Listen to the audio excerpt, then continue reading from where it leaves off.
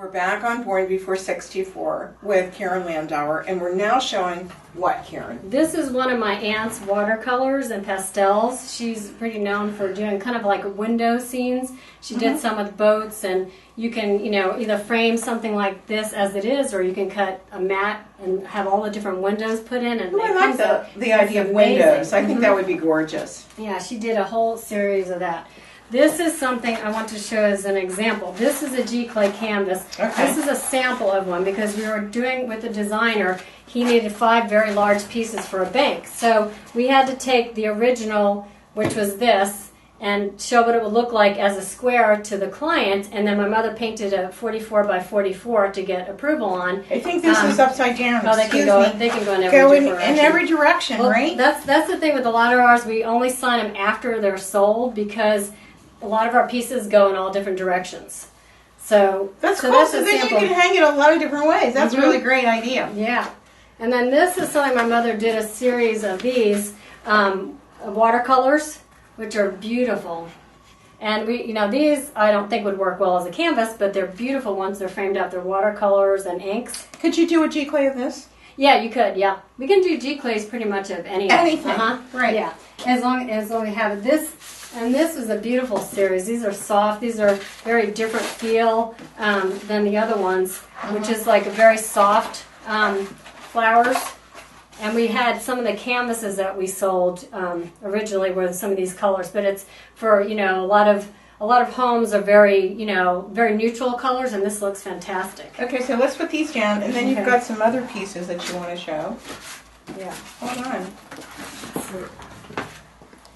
And this again, these are some of the metallics. This one we did a few different ones in series from these, and these are fantastic once the spotlights are put on them, and the way the metallics pop out.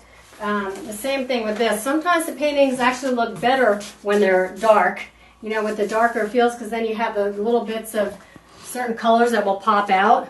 You can put a light over it. Yeah. You want to put a light over it. Yeah, this one changes all the time. It looks like, several different paintings depending on which angle you're on and if it's in the daylight or nighttime. So that's a good example of pieces that.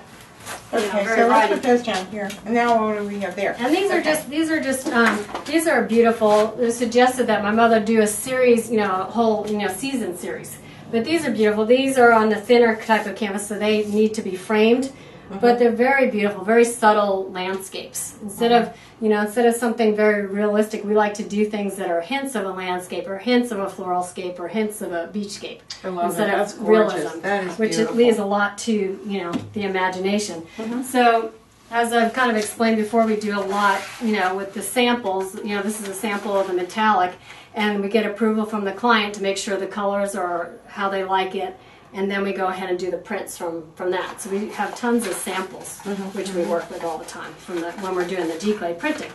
Caryn, give us an example of, now that's what I call stippling, but you call what? I call it dry brushing. So I put lots of layers on this over and over, and in the different lights I'm just kind of showing what it looks like. When it's dark, you see a little bit more of the metallic blues and purples. It looks like a horse's head up in the top right-hand corner. Really? And a bird right there. Well, that's really weird. Well, a lot of people see birds in my paintings. I don't put them in there, but a lot of people see shapes of birds in my paintings, which I don't do on purpose. That looks just like a horse. Just look at the top of the right-hand corner. Yeah. And it looks like a saddle on top of him.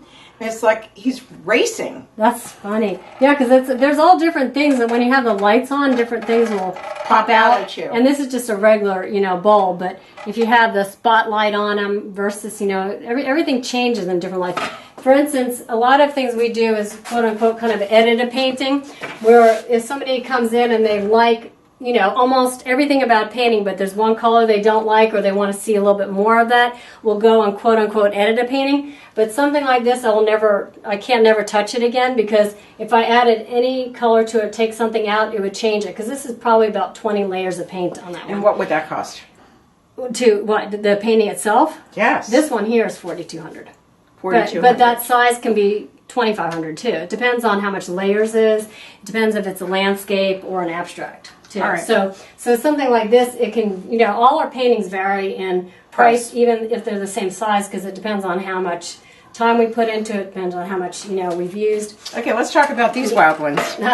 These are kind of more funky art. I just kind of made the frames myself. They're very, you know, very layered and very textured. I used different mediums, and I added some different things to it.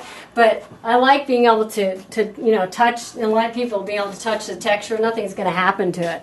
But things like that take a long time, and sometimes I use different mediums that I don't remember how I did it. But those are kind of fun. It's like cooking or anything else. When you have an art, you're not sure exactly what's happening. Yeah. Until you either taste it or draw it, or, you know, it's like in my form of art with Reese and floral and a lot of the other things. And I do Chinese art too.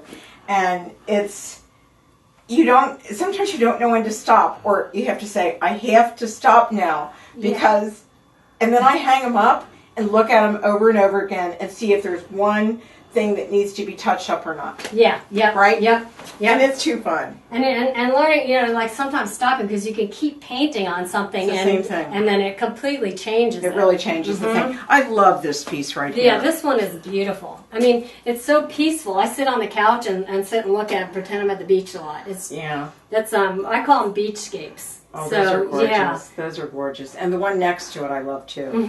It's very soft. It's a very soft extremely painting. soft piece. And they're just very pleasing. So a lot of things that we do that is different. So people, like, I have pieces that are on hold for clients. So they want to take them to their house or their office, or we'll have them delivered. Right. And we let people. I always tell people, you need to check something in the daylight, in the nighttime, but when it's sunny out and raining, and see what you like and what you don't, you know, like, what works in the space. So I let people take things home and try them for like a week. And then I'll hold some things if somebody's not sure, you know, if they're going to want the piece yet or not, but I'll hold it for a little bit until they want to come back. I have to ask who did this piece right here. This was an artist. This was done as a custom piece for my best friend years ago. So, it's gorgeous. Yeah. But I've had people wanting to buy it, and it's not for sale. Yeah, I know. I have stuff like that too. People just come into our house, go, I want that. Yeah. So I had to mark it, but I like it because you can see through it, so it doesn't block the paintings behind it. That's right. It's very artsy, and I love the seat. It's gorgeous. Yeah. Okay, so this piece is in acrylic and has a companion piece. So I have different pieces in different parts of Houston, different locations.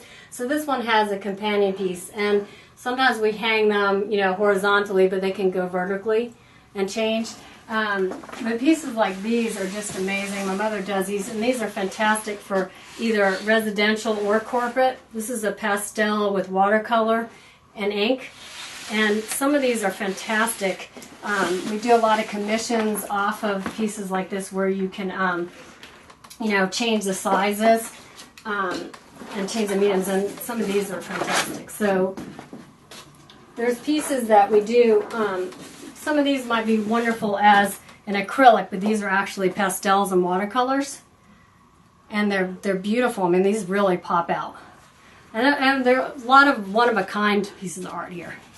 Oh, so, I can't tell you. I can't tell you how much I'm in love with all your work, and especially your fish. I absolutely love those fish. And I want to say thank you so very much and you're taking us to a friend's house, right? Who's a sculptor. Yes. So we're going to end this segment, and we're going to the sculptors. Yeah. And what's his name? It's Ed Hankey, yeah. Ed Hankey. And he is an artist I represent, and he does sculptures from all different sizes, from tabletop to 12-foot. You know, I'm so excited that we got to come to Houston, and we've done a lot of different things together over the last year, including the wonderful thing at Skyball, and we're coming back again next year for that. So, but I want to thank you for allowing us to come to your studio today and to experience what it's like to be an artist, and how it is that this is just so much fun. I can't thank you enough, and thanks a lot. Thank you. Give me a hug. Thank you. All right. And don't forget, what's your website, Caryn? Landauerart.com. LANDAUER art.com. And we'll see you next time on Born Before 64. And don't forget to look at our website at bornbefore64.com. See you next time. Thank you for joining us on Born Before 64 with Kathryn Raaker.